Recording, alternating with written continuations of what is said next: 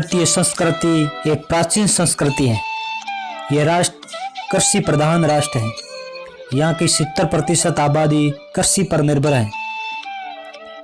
किसान ट्रैक्टर के द्वारा मई जून माह में खेती करने योग्य जमीन की निराई गुड़ाई करता है और जुलाई अगस्त माह में फसलों की बुआई होती है। मैं जो तस्वीरें आपको बता रहा हूँ, ये एक किसान अपने खेत में जमीन कृषि योग्य बना रहे हैं, जिसे देसी भाषा में तवी कहते हैं।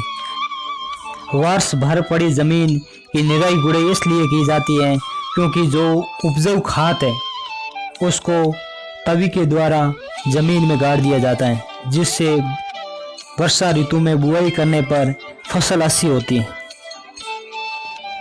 भारतीय कृषि वर्षा ऋतु पर ही निर्भर होती है, इसलिए यहाँ वर्ष में एक बार ही फसल होती है। दोस्तों, ये राजस्थान में जालोर जिले के अंतर्गत यह खेत आया हुआ है, जिसमें आज ये कृषि कार्य चल रहा है। तो मैं भी इस किसान से मिलने आया हूँ।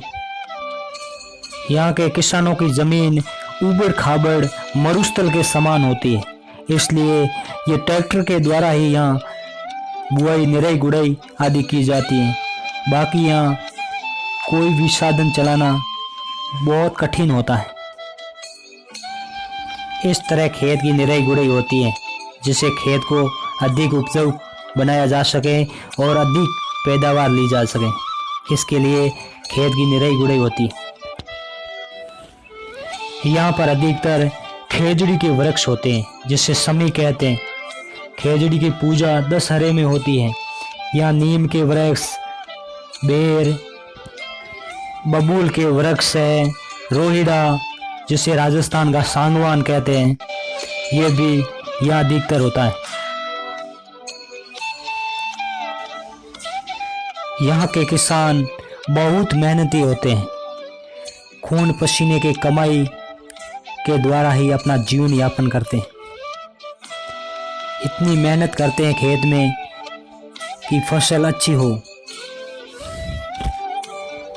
प्राचीन समय में बैलों के द्वारा कृषि करना, पानी कुएं से बाहर निकालना कार्य किया जाता था, परंतु वर्तमान समय में टेक्नोलॉजी के युग में कई कृषि उपकरण और साधन आ गए हैं, जिससे किसानों के लिए कृषि करना और आसान हो गया।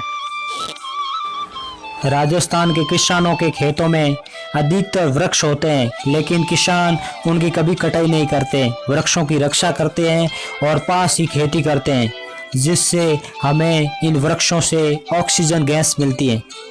तो दोस्तों, ये एक वैज्ञानिक भी होते हैं किसान। वैज्ञानिक तरीके के द्वारा कृषि की जाती है।